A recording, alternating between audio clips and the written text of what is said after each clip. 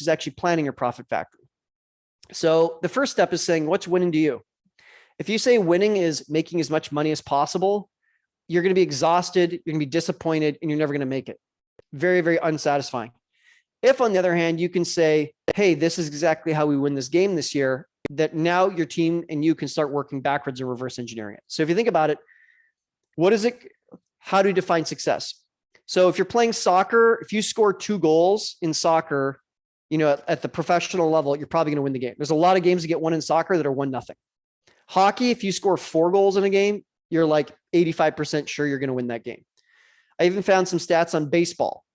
And so if a team scores 4 runs, they've got a 50-50 chance of winning. So the magic number in baseball is, can you score 5 runs or more? As soon as you can score 5 runs, you've got a 628 chance of winning. That is a huge change from under 500. You've got a losing season to a winning season. If you score 6 runs in a game, 700% chance of winning. So, if you score 12 or more runs, you've got a 100% chance of winning. So let's say this. Okay, so now we know that if we're going to win more than we lose, we need 5 runs. And in baseball circles, it's actually known like first to 5 kind of is pretty likely to win. So now all I got to do is reverse engineer to say, how can I score 5 runs in this baseball game? So for you, what's your winning number this year? And not what jump in revenue, not what jump in profit, but what jump in free cash do you need? I mean, first you got to figure out how much free cash you've got, but once you've done that, what new amount, what increase in free cash feels like winning to you? And then after that, we're going to build around that. We're going to build a profit factory to achieve that number. So what are the elements of your profit factory? So I'm sorry, this picture is blurry, but I'll read this to you. So every profit factory has engine rooms. So this is your acquisition engine room. This is your fulfillment engine room. And this is your mothership engine room. So this is how we get customers. This is how we fulfill for customers. And then this right here is kind of like the overhead of the business. And let me see here if I can that's looking pretty pixelated. So I'm sorry about that.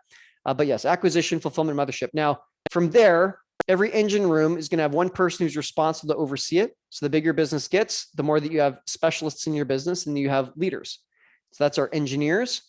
And then in here, these are our engines. So right here, we might be saying like, well, okay, hold on. If I know that great assistant for real estate agents is really hot, or great assistant for business coaches is really hot, then I'm going to go and build a profit factor on great assistant for business coaches. So one of my little engines in here might be, how do we find stages for business where business coaches are in the audience?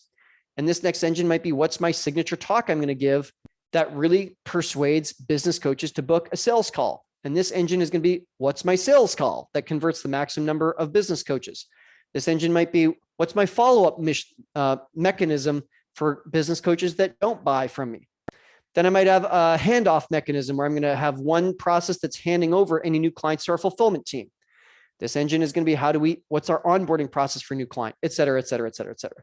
That's what I mean by engines. And then every engine room right here, there's 3 of them, acquisition, fulfillment, mothership, is going to have dials.